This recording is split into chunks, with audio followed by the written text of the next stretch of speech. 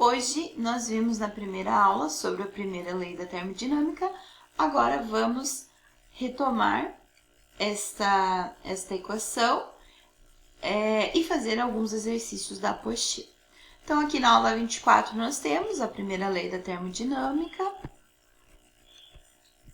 Então, mostra um sistema gasoso que está recebendo, aqui tem uma chama, então ele está recebendo calor, está recebendo energia térmica, ele troca energia, ocorre troca de energia entre o gás e o meio, e o gás sofreu uma expansão, aumentou o volume e deslocou essa estrutura cinza aqui que a gente chama de êmbolo. A quantidade de calor fornecida corresponde à variação da energia interna mais o trabalho. Vejam que eu ensinei vocês essa fórmula aqui. A variação da energia interna corresponde à quantidade de calor menos o trabalho. As duas fórmulas significam a mesma coisa, depende do que você isolar. Se você isolar o ΔU, vai ser a quantidade de calor menos o trabalho. Se você isolar o Q, que é a quantidade de calor, vai ser o ΔU mais o trabalho. Como que você vai saber o que você precisa isolar? Você vai isolar aquilo que ele pede no exercício. Atenção à interpretação de sinais. Se a quantidade de calor for positiva, o gás recebeu energia. Se for negativa, o gás perdeu energia. Se o trabalho for positivo, o gás cede energia mecânica ao meio, como eu já tinha explicado. O gás sofreu uma expansão. Se o trabalho for negativo, sofre compressão e o gás, então, recebe energia mecânica do meio. Se a variação da energia interna for positiva, significa que houve aumento de temperatura, portanto, o gás é aquecido. E se houve uma variação negativa, significa que diminuiu a temperatura e, portanto, o gás é resfriado. Página 208, exercício número 1.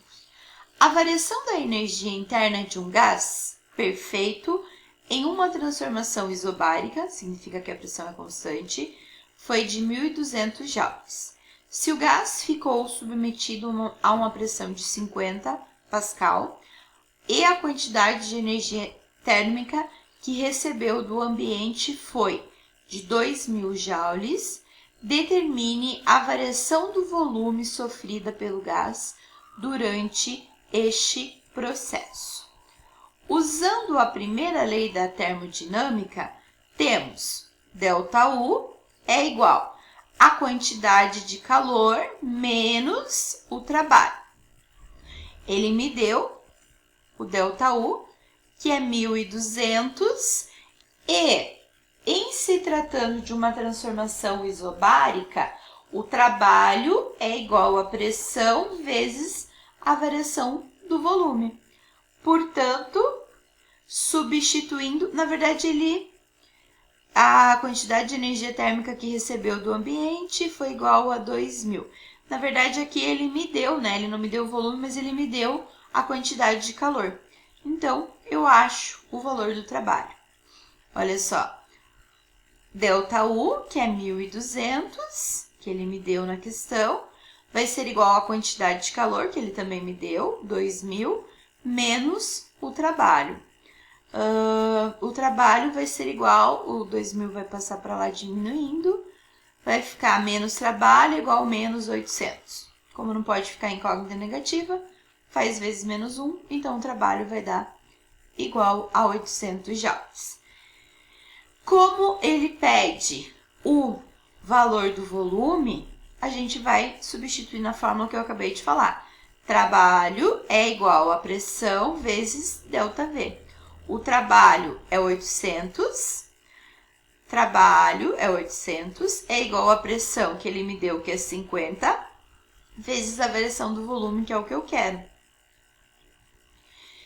Divido 800 por 50, vai dar um volume de 16 metros cúbicos. Então, primeiro, eu apliquei na primeira lei da termodinâmica para encontrar o valor do trabalho. E depois eu substituí na fórmula do trabalho igual a pressão vezes variação de volume, que é a fórmula que eu tenho para calcular trabalho quando a transformação for isobárica. Questão número 2. A figura representa um cilindro que contém um gás ideal em 3 estados, 1, 2 e 3, respectivamente. Então, a gente tem aqui P1, V1, T1, P2, V2, C2 e assim por diante. No estado 1, o gás está submetido a uma pressão. Então, ele me deu a pressão aqui, que é 1,2 vezes 10 na quinta Pascal. E ocupa um volume de 0,008.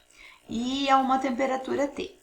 Acende-se uma chama de potência constante, de modo que, ao receber 1.200 joules de calor, o gás sofre uma expansão lenta e isobárica até o estado 2. Então, para passar do estado 1 para o estado 2, ocorreu uma transformação isobárica, pressão constante. Então, sofreu uma transformação isobárica até o estado 2, quando o êmbolo atinge o topo do cilindro e é impedido de continuar a se mover. Nesse estado, o gás passa a ocupar um volume de 0,012 a uma temperatura T2. Neste momento, o êmbolo é travado de maneira que não passa mais a descer e a chama então é apagada. O gás é então resfriado até o estado 3, quando a temperatura volta ao valor inicial de T1 e o gás fica submetido a uma nova pressão, P3. A partir disso, pede-se, considerando que o cilindro tem uma capacidade desprezível, a variação de energia interna sofrida pelo gás quando ele é levado do estado 1 ao estado 2 e o valor da pressão final no ponto 3, no cilindro 3, valem respectivamente. Então, ele quer a variação da energia quando ele vai de 1 para 2 e o valor da pressão no cilindro 3. Bom, ele me deu várias situações. Ele me deu o valor da pressão e do volume no cilindro 1. Ele também me deu o volume e o tipo de transformação que eu tenho do estado 1 para o estado 2. E ele também me disse que o gás retornou no estado 3, a temperatura foi a mesma que do estado 1. Ele retorna ao valor da temperatura que nós tínhamos no cilindro 1.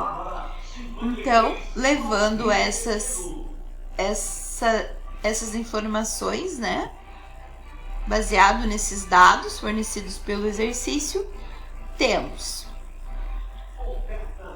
a variação da energia interna na transformação isobárica de 1 para 2. São dados no exercício.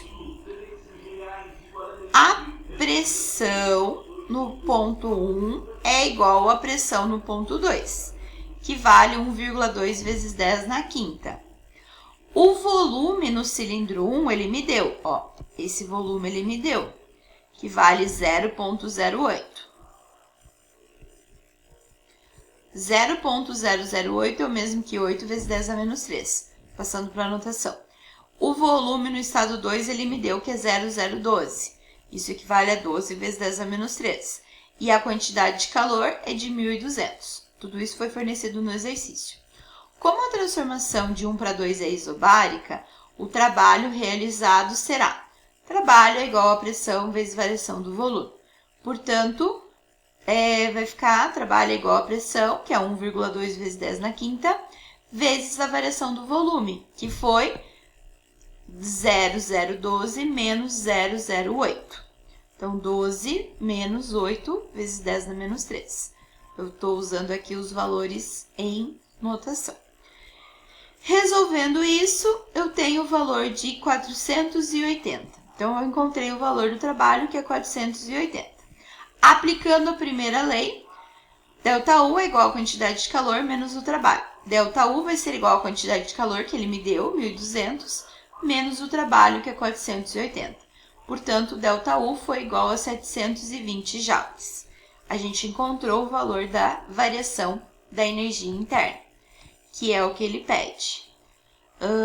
somente isso já faria com que a gente eliminasse todas as outras, menos a A e a C. Agora a gente vai descobrir o valor da pressão. Ele quer a pressão no ponto 3. O valor da pressão final. São dados no enunciado a pressão no cilindro 1, que é 1,2 vezes 10 na quinta Pascal, os volumes 008 e 012, e também fala que a temperatura no estado 3 retorna ao mesmo valor da temperatura no cilindro 1. Então, T1 é igual a T3. Então, essa transformação não tem variação de temperatura, é uma transformação isotérmica. Aplicando a equação geral dos gases, pressão no ponto 1 vezes o volume dividido pela temperatura vai ser igual a pressão no ponto 3 vezes o volume dividido pela temperatura no ponto 3. T1 é igual a T3, eu posso cortar, sobrou aqui a pressão vezes o volume, pressão no ponto 1 vezes o volume, é igual a pressão no ponto 3 vezes o volume. Substituindo, eu vou isolar o P3, que é o que eu quero. Então, vai ficar P1, eu multipliquei cruzado e estou isolando o P3. Então, vai ficar assim, P1 vezes V1 dividido por volume no ponto 3. Poderia ter resolvido essa fórmula aqui ou isolar, né? Poderia ter resolvido direto ou, no caso aqui, eu isolei o P3. O resultado tem que dar o mesmo. Então, vai ficar P1, que é 1,2 vezes 10 na quinta, vezes o volume, que é 0,008, ou seja, o mesmo que 8 vezes 10 a menos 3, dividido pelo volume, que é 0,012, que é o mesmo que 12 vezes 10 a menos 3. 10 a menos 3 com 10 a menos 3 dá para cortar. Resolvendo aqui, vai ficar 8 vezes 1,2 dividido por 12. Então, dá para cortar, vai ficar igual 8 vezes 10 na quarta. Então, a pressão final é igual a 8 vezes 10 na quarta Pascal. E, portanto, a alternativa correta é a letra A.